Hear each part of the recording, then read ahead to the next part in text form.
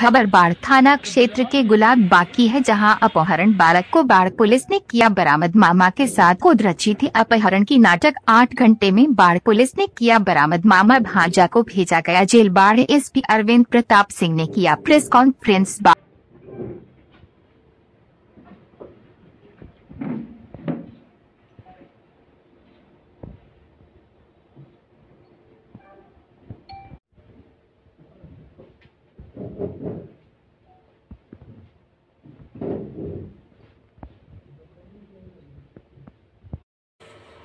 क्या मामला सर, किस मामले में गिरफ्तारी हुई है? देखिए, दिनांक 6/1/22 को अर्ली मॉर्निंग में कुछ घटनाक्रम हुआ था, जिसको लेकर राजकुमार पिता रामाश्रय यादव ने, गुलाब बाग के रहने वाले हैं, इन्होंने बाढ़ थाने में थानाध्यक्ष के पास आकर ये शिकायत दर्ज कराई कि उनके भांजे के अपहरण की आशंका जताई इन्होंने। उसके आधार पर कांड संख्या 11/22 धारा 365 भादवी के अंतर्गत दर्ज किया गया था। जब इस कांड की अग्रिम अनुसंधान की दिशा में थानाध्यक्ष बाढ़ और थानाध्यक्ष मोकामा विशेष रूप से ये दोनों लोग सक्रिय हुए, तो आगे ये जानकारी मिली कि ये अपहरणकर्ता का एक फ़ोटो भी वहाँ पर आया, जिसमें उनके हाथ पैर बंधे हुए थे और कुछ पैसे मांगने की संभावना भी उस मैसेज में व्यक्त की गई थी। लेकिन प्रारंभ से ही जो जांच इन लोगों ने की, मामला कुछ संदिग्ध लगा था। इस संदिग्ध मामले की जब तहकीकात करने लगे ये लोग, तो पता चला कि जो अपहृत व्यक्ति है वो अपने मामा के यहाँ ही रहता था, ननिहाल में ही रहता था और यहीं रहकर काम करता था। टेक्निकल एविडेंस इन लोगों ने कलेक्ट किए और उसके आधार पर उसकी लोकेशंस निकाली गई।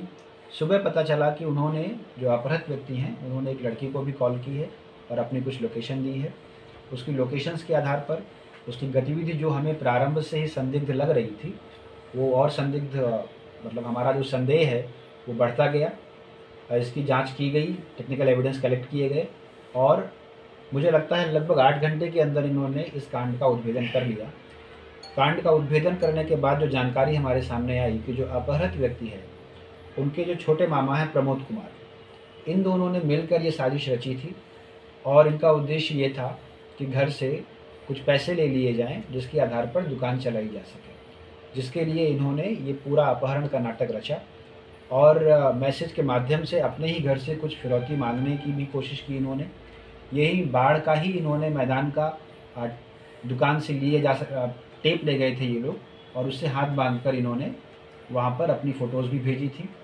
सुबह जो इन्होंने कॉल्स की, जो मैसेज भेजे और जो बातें की, उससे हम लोगों को इनको ट्रैक करने में हेल्प मिली। पटना की तरफ ये लोग भाग गए थे।